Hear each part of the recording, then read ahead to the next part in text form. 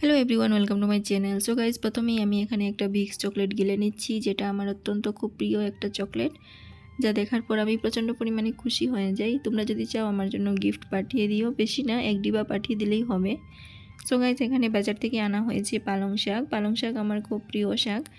তো ভাবছি শাকটাকে বেছে পরিষ্কার করে রেখে দেবো, তাহলে সকালে তাড়াহুড়ো করতে হবে না, কারণ অনেকটাই সময় কম থাকে সকালবেলা রান্না করার জন্য।